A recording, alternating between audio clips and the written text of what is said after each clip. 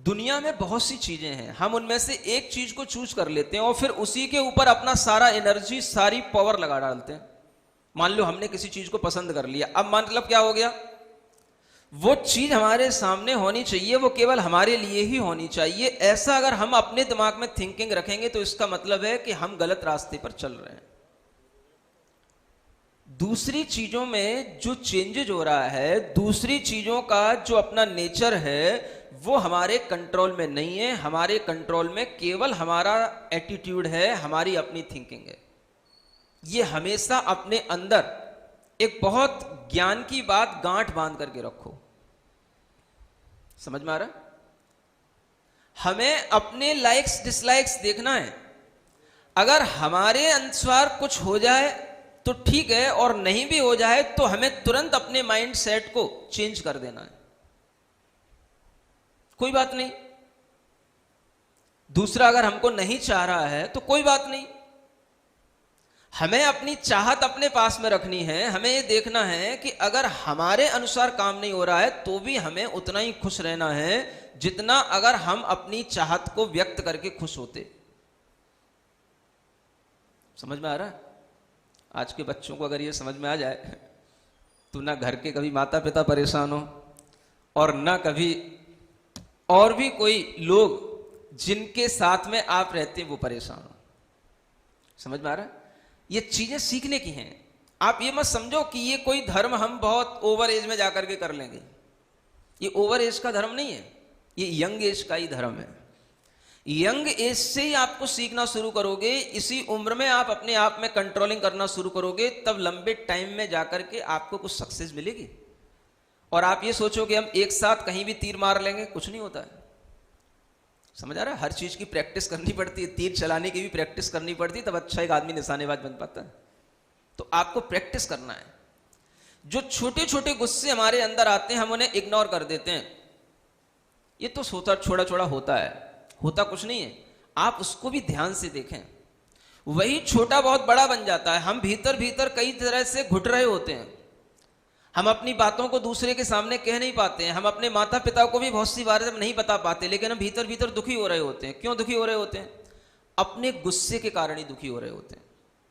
और जब गुस्सा आ जाता है ना, तो आप ये मान के रखना कि वो किसी भी संबंधी को, कितना ही अच्छा अपना प्रिय हो, वो किसी को नहीं बख्शता है।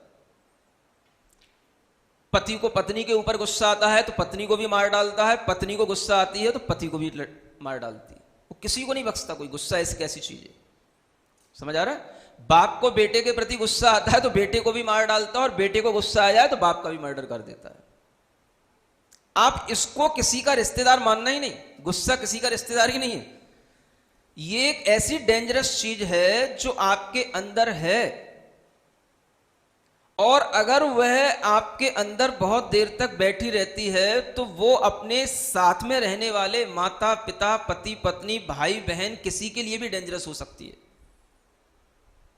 एक ऐसी विस्फोटक सामग्री आपके अंदर रखी हुई है कि वो विस्फोट कभी भी हो जाएगा तो वो किसी का भी विनाश कर सकेगा। समझ में आ रहा है? इसलिए सबको हमेशा ये ध्यान रखना है, अगर कभी विस्फोट होता है, मान लो हम विस्फोट कर भी जाते हैं, कंट्रोल में नहीं भी रहता है, उसके बाद में रियलाइज जरूर करना है। आज हमने गुस्सा कर तो दिया, लेकिन क्या वास्तव में वजह थी गुस्सा करने की, या केवल हमारी अपनी माइंड सेटिंग के कारण से गुस्सा हुआ? हम अपने जो कुछ भी लाइक्स अपने अंदर सेट किए हुए थे वो कंप्लीट नहीं हुए, इसलिए गुस्सा हुआ? ये आपको भीतर से सोचना है एक बार। अगर आप इतना सोचेंगे तो जो वास्तव में रूट कॉज है वो हिलने लगेगा। वो आपकी आत्मा में जो जड़ें फैलाए हुए बैठा है वो जड़ें उखड़ने लगेंगी।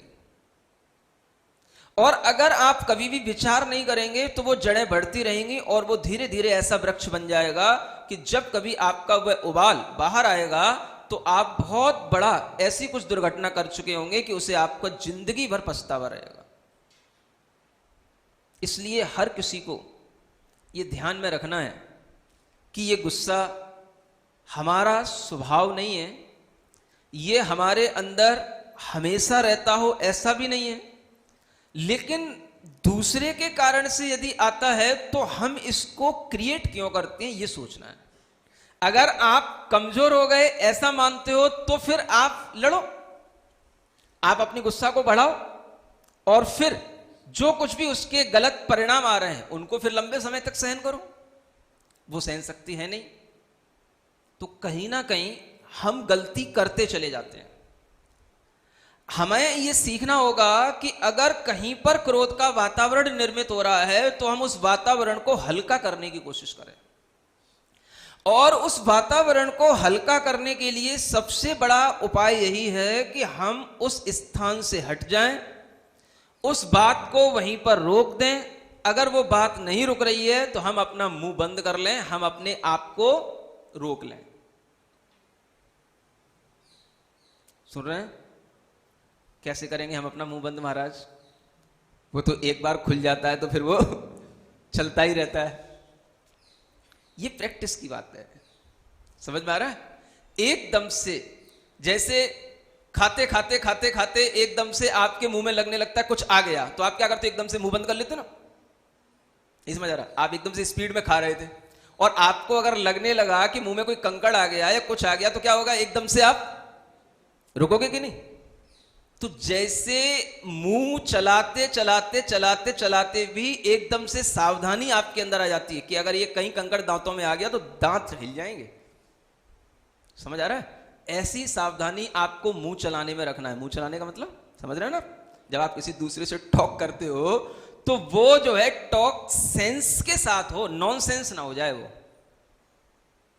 और जैसे ही उसकी डायरेक्शन नॉनसेंस की तरफ जाने लगे एकदम से क्या करना? मुंह भींच लेना, एकदम से बंद कर लेना।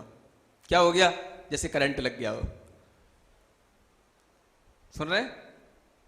अगर आप ऐसा कुछ करेंगे तभी वो क्रोध का वातावरण हल्का होगा, और उस वातावरण को हल्का करने के बाद ही आप उस वातावरण से बच पाएंगे।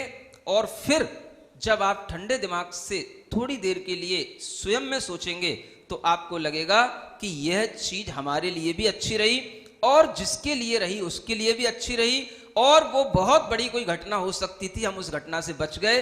अगर इस तरह से आप करोगे तो थोड़ी देर बाद आप क्षमा के भाव में भी आ जाओगे।